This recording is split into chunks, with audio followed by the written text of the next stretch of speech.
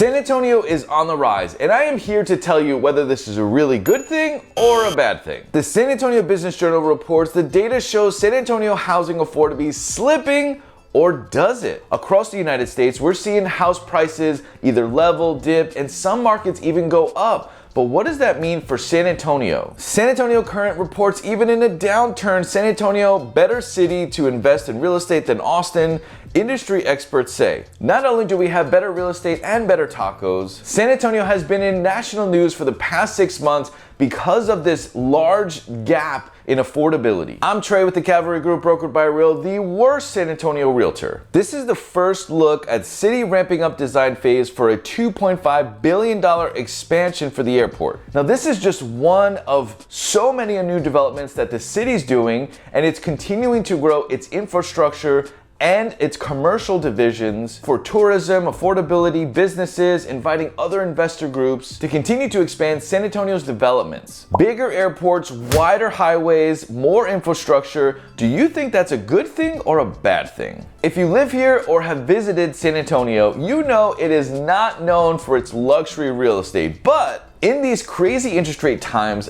luxury real estate is actually going up. Local home price over $1 million closed at an average 3.1% above listing price, according to the San Antonio Board of Realtors in December data.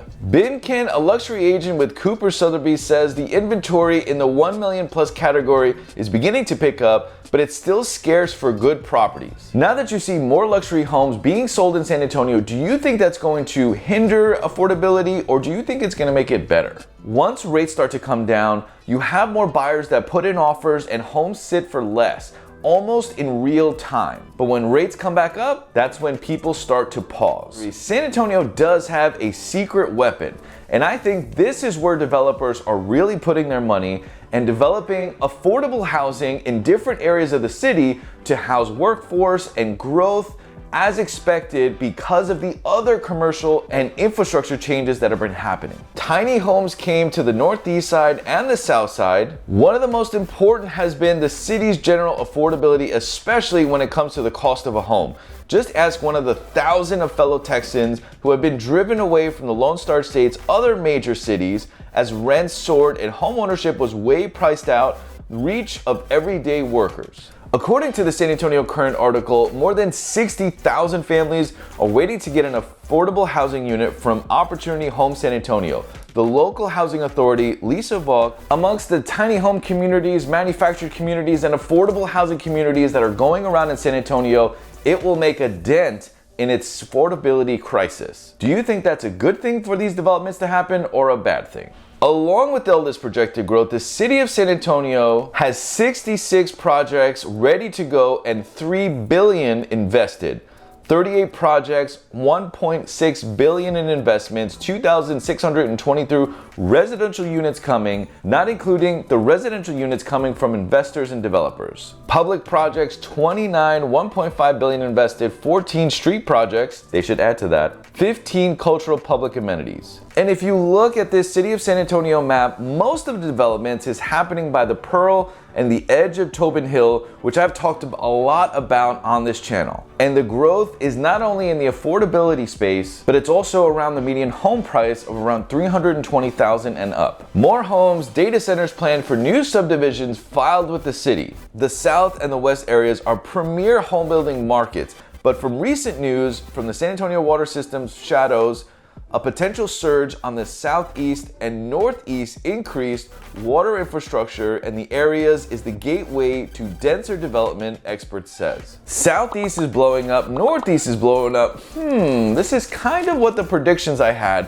when I talked about Elon taking over Texas and closing the corridor from Austin all the way to Monterrey, Mexico. They're probably subscribed to the channel. Do you think we need more communities on the southeast side and the northeast side? What's really important to think about is all of these developments that are happening have been planned just in the last year, which was right when the time that rates doubled and almost tripled. And because of the forecasted growth in San Antonio, nothing really slowed down in terms of development, infrastructure, and all the things you need to get more people here. The two biggest changes that happened in San Antonio Antonio, according to the Board of Realtors, is average residential rental went from 1815 to 1848, which is the first jump we've seen in a long time. Active houses sitting on the market, 9,285, and now it's at 9,556, which is a 106% jump from last year. The amount of homes for sale has jumped 100% year over year, and now you have all of these thousands of homes that are coming to the market with the infrastructure growth, with the commercial development all put together. Do you think that's a good thing or a bad thing? Let me tell you about the 10 high-profile projects that are happening in San Antonio, and then I'm going to tell you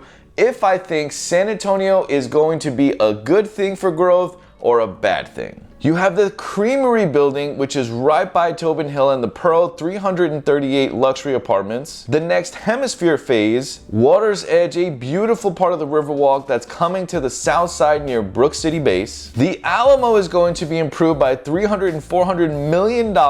Cattleman Square Lofts on the corner of Frio and Houston is going to be 138 affordable housing units downtown. The Tower Life building, which is San Antonio's historic, iconic buildings, is going to be over 150 multi-family subsidized housing apartments. 300 Main, which is San Antonio's first luxury apartment high-rise. I don't think it's the first. 300 Main is the paragon of a new development in San Antonio. It's not Central Business District, but it's in a massive downtown neighborhood right next to the Tower Life building. The Floodgate building, which is a hexagon-shaped building downtown. And the biggest development yet is Vita San Antonio, which is over 4,000 new homes on the south side. All of these developments in San Antonio can be a good thing for home appreciation, resale, schools, work, play. All of these balance really well when you have all these developments and convenience next to you. The bad part is these developments. It's going to push a lot of people who can't afford. And as this happens, you're likely going to see property tax rises and PUD districts, MUD districts, where you, the homeowner, may have to pay for this. I say I'm the worst realtor because I cut the sales fluff and give you the truth. If you're looking to move around the San Antonio area, our team would love the opportunity to help. Thanks for watching.